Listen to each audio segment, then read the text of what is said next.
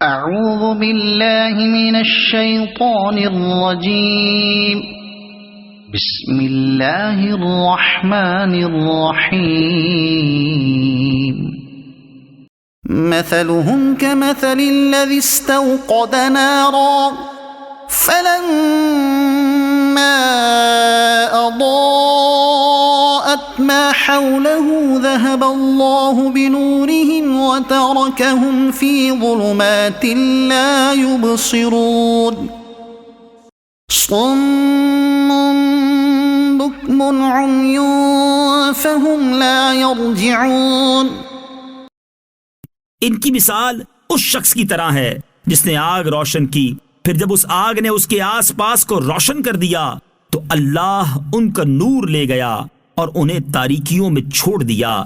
انہیں کچھ دکھائی نہیں دے رہا، بہرے، گونگے، اندھے ہیں، پس یہ لوٹ کر نہیں آئیں گے. یہ ان لوگوں کی مثال ہے جنہیں اللہ تعالی نے کچھ ہدایت دی یا اس پر قدرت بخشی، پھر انہوں نے اسے ضائع کر دیا اور ابدی دولت کو حاصل نہ کیا. ان کا انجام حسرت و افسوس اور حیرت و خوف ہے. اس میں وہ منافق بھی داخل ہیں جنہوں نے اظہار ایمان کیا اور دل میں کفر رکھ کر اقرار کی روشنی کو ضائع کر دیا، اور وہ بھی جو مومن ہونے کے بعد مرتد ہو گئے، اور وہ جنہیں فطرت سلیمہ عطا ہوئی اور دلائل کی روشنی نے حق کو واضح کیا، مگر انہوں نے اس سے فائدہ نہ اٹھایا اور گمراہی اختیار کی، اور جب حق کو سننے، ماننے، کہنے اور دیکھنے سے محروم ہو گئے تو کان، زبان، آنکھ سب بیکار ہیں. او كصيب من السماء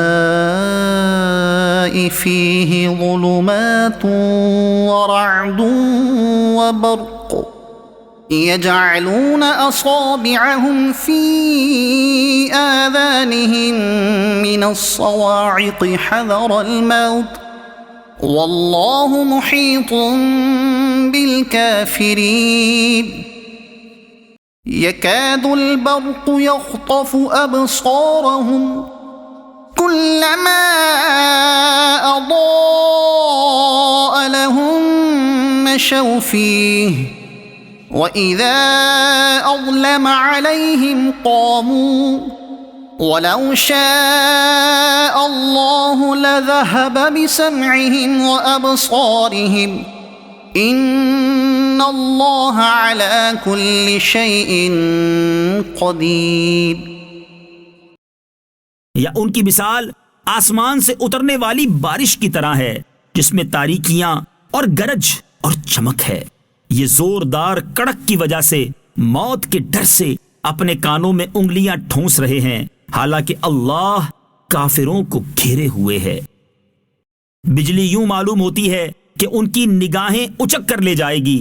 حالت یہ ہے کہ جب کچھ روشنی ہوئی تو اس میں چلنے لگے، اور جب ان پر اندھیرا چھا گیا تو کھڑے رہ گئے. اور اگر اللہ چاہتا تو ان کے کان اور آنکھیں سلب کر لیتا. بے شک اللہ ہر شے پر قادر ہے. ہدایت کے بدلے گمراہی خریدنے والوں کی یہ دوسری مثال بیان کی گئی ہے، اور یہ ان منافقین کا حال ہے جو دل سے اسلام قبول کرنے اور نہ کرنے میں متردد رہتے تھے.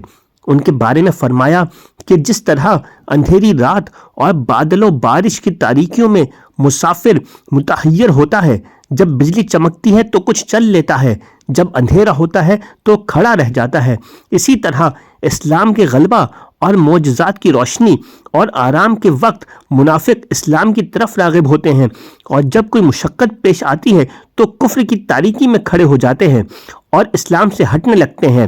اور یہی مقام اپنے اور بیگانے، مخلص اور منافق کے پہچان کا ہوتا ہے.